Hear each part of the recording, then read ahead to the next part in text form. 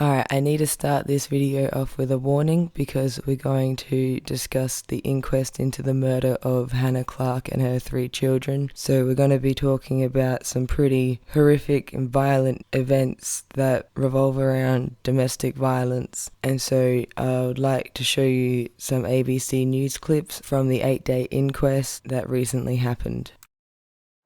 It was an unthinkable crime, one that changed Sue and Lloyd Clarke's lives forever. Their daughter Hannah and their grandchildren Aaliyah, Layana and Trey were murdered in a shocking act of domestic violence. But after 2 years of unbearable heartbreak, they just want real change. So people won't have to go through this terrible thing. A coronial inquest is looking to see if there were any warning signs from Ms. Clarke's estranged husband, Rowan Baxter, before he killed his family, then himself. It will also examine whether police and DV services did enough to protect them. We're just hoping that, we can work out where the system let Hannah and the children down and that they can put new procedures in place. On the first day of the coronial hearing, witnesses described the horror that unfolded in their Camp Hill community on that fateful February morning. One after another, they recounted hearing Ms. Clarke's panicked screams, seeing her car explode, and how they desperately tried to save them. They all said the severely injured 31-year-old cared only about one thing: her children. One neighbour recalling her yelling, "Where are my kids? How could he do this? That's my babies in there."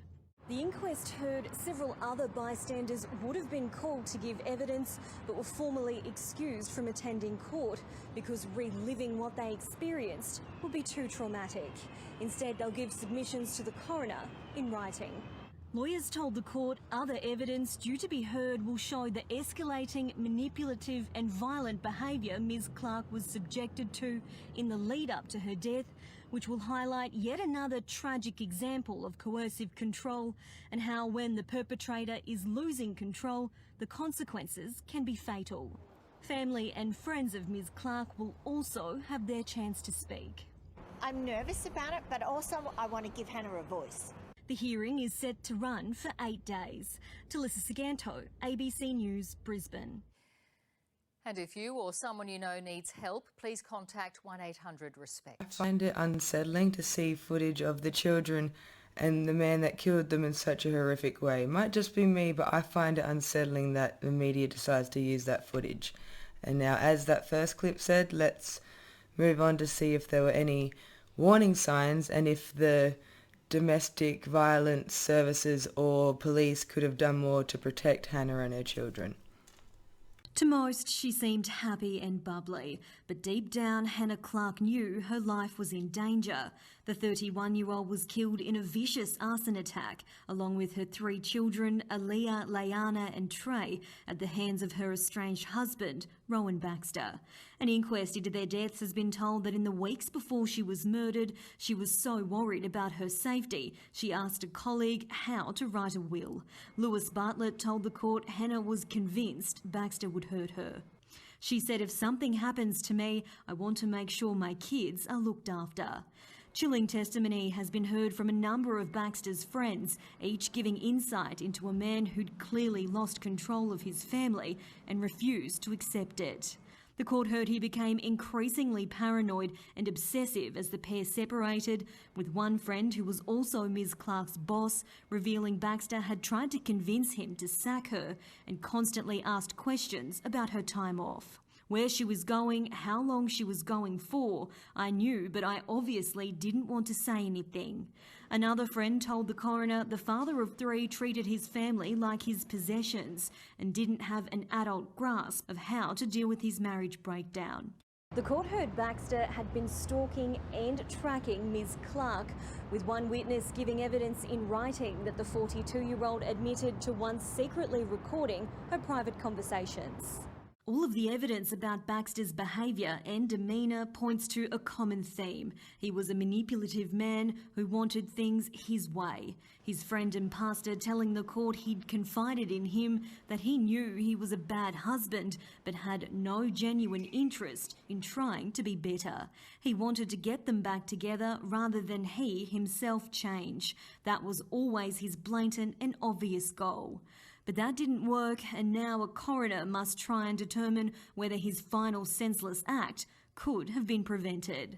Talissa Saganto, ABC News, Brisbane. And if this story has raised issues for you or anyone you know, you can contact Lifeline on 131114 or DV Connect on 1800 811 811. Since they separated, he was stalking Hannah, and in the weeks before she was killed, Hannah asked a co-worker to help her to write a will. And now that's a pretty big indication that she was worried for her life. So let's see what else we can learn and move on to the next video. Arrogant and condescending, Rowan Baxter only cared about one person, himself. Just months before the 42-year-old committed a murderous act of domestic violence, he had no issue with belittling his wife in front of police. That your vehicle's actually currently recorded as cancelled registration. It's your vehicle, not mine. This body cam footage released at a coronial inquiry shows an unapologetic man aggressively blaming Ms. Clarke when he was caught doing the wrong thing. Talk to me about it, because it's your car. But this wasn't the only interaction the pair had with police in the lead-up to the horrific day he set his family alight inside their car. The court heard that in December 2019, after the couple separated, Baxter forcefully snatched his daughter Leanna off the street and drove her to New South Wales, refusing to return her. Ms. Clarke was frantic and screaming for him to stop. One bystander who saw it all unfold told the coroner she was so certain she'd witnessed a kidnapping, she rushed to tell police. Something didn't sit right with me. I just had a sense in myself that something horrible was going on. A child protection investigator told the court the 4-year-old was recovered by police 3 days later, but no charges were laid. What he did was disgusting and inappropriate, and he did it with the prime focus to cause harm to Hannah. But unfortunately, it wasn't a crime. The court heard because there were no family court or child protection orders in place, what Baxter did wasn't illegal and therefore he couldn't be arrested. But his actions were considered to be violent enough that he was issued with a domestic violence order. This order, which restricted him from seeing his children, is what he blamed for his unforgivable actions. A rambling note he left in his phone was released in full by the coroner. It contained cruel and unfounded criticisms of Ms. Clarke, painting himself as the victim. Sergeant Harris told the court the note was clearly written by someone not of sane mind, someone who was looking for an out and wouldn't take responsibility for his own wrongdoing. He said Hannah Clarke, however, was a woman trapped, living in an oppressive regime. The inquest will continue next week. Talissa Saganto, ABC News, Brisbane. And if this story has raised issues for you or anyone you know, you can contact Lifeline or DV Connect. So taking note of the dates, on the 26th of December 2019, Rowan Baxter forcibly took one of the daughters across state lines to New South Wales, and even a bystander that witnessed this thought it was a kidnapping and called the police. But when Hannah got her daughter back, this wasn't a crime, so there were no charges or anything, but it was a violent enough act to have a domestic violence order then put in place. I think it's important to note all this, especially in regards to the time, to really understand where these warning signs were. Now moving on to the next video. So, Rowan, we're not going to take you to the watch yet? He could have been arrested. Instead, police let Rowan Baxter go. The 42-year-old had just breached his domestic violence order and assaulted his estranged wife. But he wasn't initially charged over the attack, so was served a future court date. We won't be objecting to bail or anything like that. Less than 3 weeks later, he killed Ms. Clarke and their 3 children. The officer involved in the decision not to process him through the watch house, Senior Constable Justin Kersey, told the coroner because Baxter had no criminal history. He believed any further restrictions placed on him would be excessive and unlikely to be granted. This was his first offence. We were not going to seek any additional bail conditions. Every person's got rights and civil liberties. The court heard Baxter did have a prior violent conviction in New Zealand, but the officers had no immediate access to these details. Even if they did, Senior Constable Kersey says he'd still have made the same call. The president of the police union was also called to give evidence on day 7 of the inquest, which is looking at whether authorities did enough to protect Ms. Clarke. He told the coroner it's clear some domestic violence victims are being let down because junior frontline officers don't have the experience to deal with such complex matters. And domestic violence is brought up wherever I go in Queensland, and they want more training to better enable them to be able to do their job. Another officer who was tasked to work temporarily in the Vulnerable Persons Unit and had dealings with Ms. Clarke told the court she was given no specific training before being appointed, despite it being a specialist role. Mr. Levers told the court that this unit is too ad hoc. He says the officers should be permanent staff and receive specialised training, but he warns for things to really improve when it comes to responding to domestic violence, a complete overhaul is needed. My colleagues are doing the best they possibly can. It is time for reform. It is time for change. The inquest will continue tomorrow. Talissa Saganto, ABC News, Brisbane. Something that the fact that 3 weeks before the family was killed, and I quote from the video, the police could have arrested him, but instead they let him go. Besides that, I have a very important question. How does that happen after somebody breached a domestic violence order by assaulting them?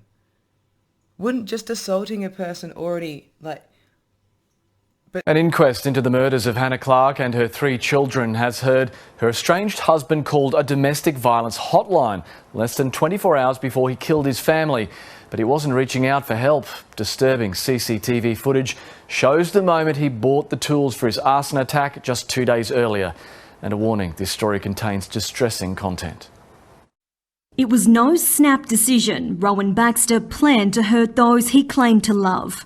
2 days before he killed his family, the 42-year-old could be seen wandering the aisles of a hardware store, first looking at mower fuel, but ultimately deciding on buying a jerry can.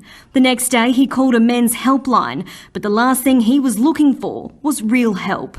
In a recorded conversation played to the inquest, an upbeat and laughing Baxter is heard asking the operator about behavioural change programs, but only to benefit himself in court.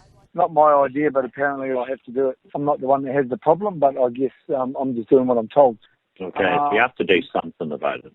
Well, I just think it's going to put me in a better position. 16 hours later, he drove to Camp Hill, stopping at a fuel station on the way before ambushing Ms. Clarke and his children inside their car. A psychologist who treated Baxter in the weeks before the murders was grilled about a glowing letter she wrote, despite knowing his behaviour was deteriorating. She admitted she believed he was just using their sessions for his own image management and to create good evidence for court proceedings, but couldn't tell a coroner why she still gave him such a good review. The court also heard from several DV support workers. They admitted it took more than a month to deal with Ms. Clarke's initial risk assessment because they were just too busy with other cases.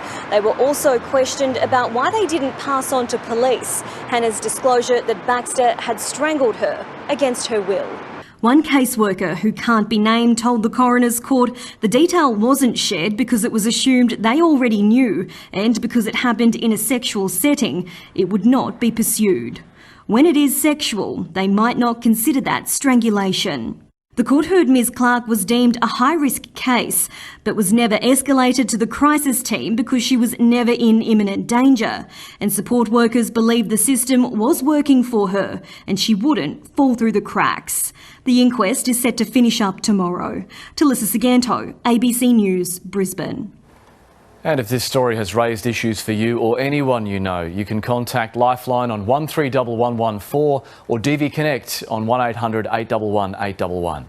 The last clip was quite concerning, from the footage of him in the store to that phone call to the hotline, but in particular, especially, why did the psychologist write a report in his favour? How can you recognise that he's just there to make it look good for a court case and his behaviour is deteriorating but you still write a good review? What? And I think this needs to be addressed with, it seems like the police there or the services, whichever, in Queensland, probably all over Australia, seem to not understand what consent means when they were talking about being strangled, and if it was in a sexual setting, well, did the person consent to intercourse? Okay, cool. Did they consent to being strangled? Because that's two different things. And so you can have to get consent for both of them. And, you know, if they don't understand that, then there's definitely a lot of things that need to be reformed in police training and stuff. All right. Now, let's look at this as a timeline, because I think that'll be very useful and important for understanding where these warning signs were. Okay, so on the 26th of December 2019, one of the daughters was forcibly taken and driven across state lines for 3 days, and even bystanders contacted the police after witnessing this. But that wasn't considered a crime, but it was a violent enough act to have a domestic violence order put in place, which then 3 weeks before the family was killed, the police could have arrested him because he breached that domestic violence order by assaulting Hannah, but the officers said because that was his first offence, they would let him go. And the children were killed in the car in the fire on the 19th of February 2020. So I would just like to say that, in my opinion, there were many warning signs, and the police and domestic violence services failed Hannah and her children and everyone that lives in that community, because there'd be so many people traumatised now. And how the psychologist was still writing reports in Rowan Baxter's favour, even after acknowledging his behaviour was deteriorating. It seems like in ways they were enabling him. This is absolutely horrific, and I really hope some meaningful reform comes from this inquest.